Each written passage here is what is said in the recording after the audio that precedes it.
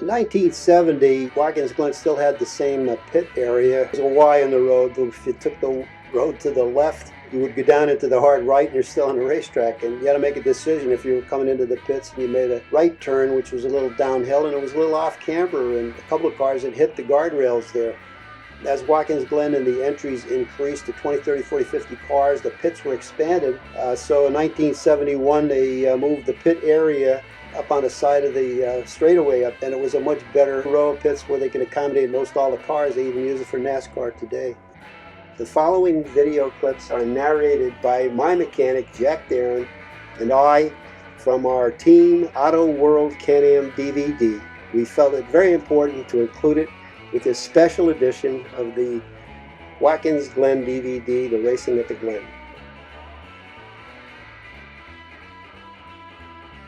One of the interesting things is that Watkins Glen is a kind of walk-around track. Well, there were two problems that weekend. They had the track resurfaced and they used the wrong asphalt compound, and it just wasn't holding up in the corners. And they ran the Glen 6-hour race with a group 6 cars, and it tore the track up, and then came the Can-Am cars the next day, and it was awful. When we were racing, the corners, the chaparral was picking up all of the stuff and shooting it out the back. It was like a vacuum cleaner, slinging it out through the props. See, they had 2 snowmobile engines in the back, very powerful. It sucked the car down, and they had Lexan screens.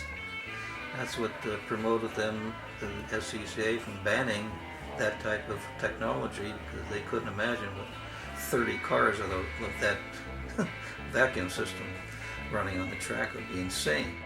This was also a manufacturers championship race at the same time, so we were racing against the FIA World Manufacturers Cup with coupes and stuff in there with the Can-Am grid. So it was a sign of it was like a 200-mile mismatch. So we had a lot of drivers, new drivers that we haven't raced against before. And we had Ferraris, we had every kind of car in there. We had McLarens, Ferraris, and Porsche 917s, and you name it, we had them. You can see the packed house at Watkins Glen, and as I said before, it's a great racetrack, and it was a magic formula. It was the world champs versus the speedway champs and versus the privateers. I mean, it was an open-ended, there wasn't a shutout. You got these well-prepared Porsche 917s with all the money that Porsche had to put against you. I think you give me a good car. I think we did pretty good. We didn't do too bad. Goodyear was pretty good with us. Goodyear had their tire technicians there all the time. And the cars would come in and they take your tire temperatures. They tell you a little more caster, a little more camber, a little more this, a little more that. I thought it was a lot of hokey pokey sometimes. Well, it was quite common to 2, 3, 4, 5 teams would jump together if a guy blew an engine in the warm-up Sunday morning.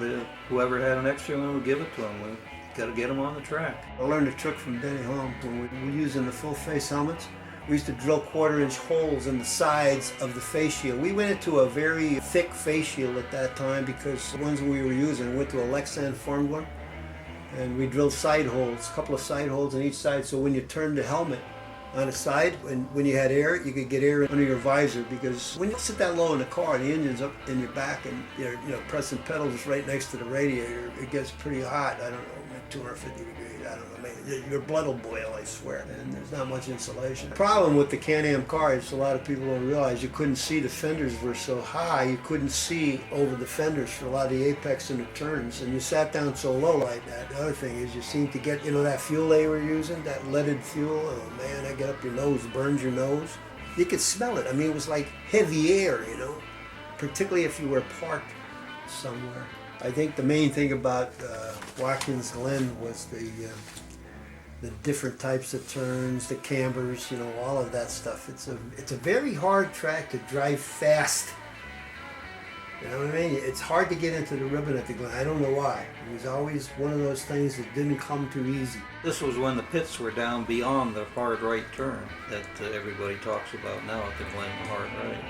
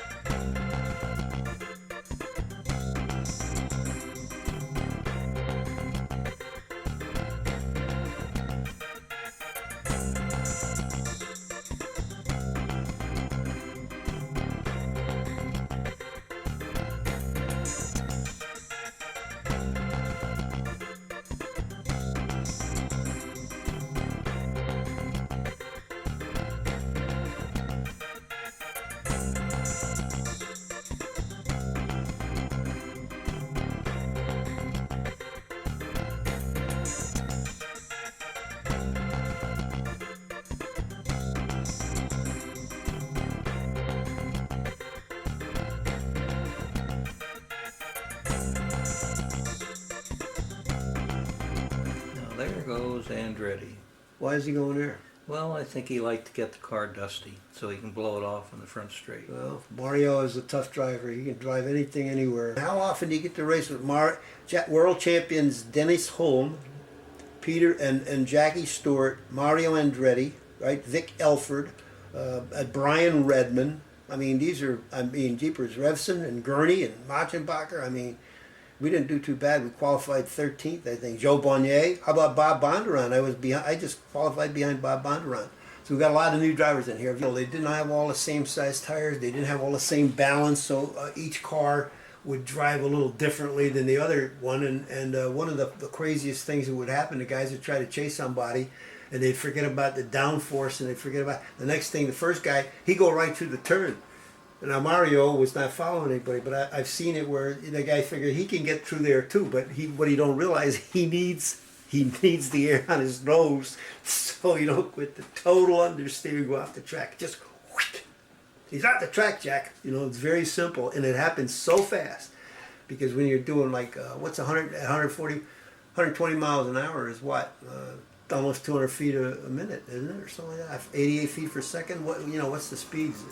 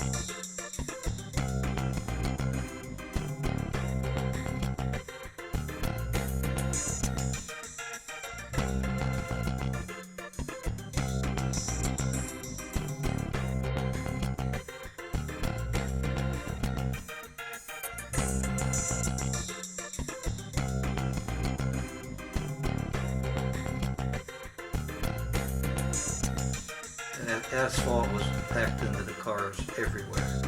When we finished 12th and looking up in front of it, we were probably second of the privateers.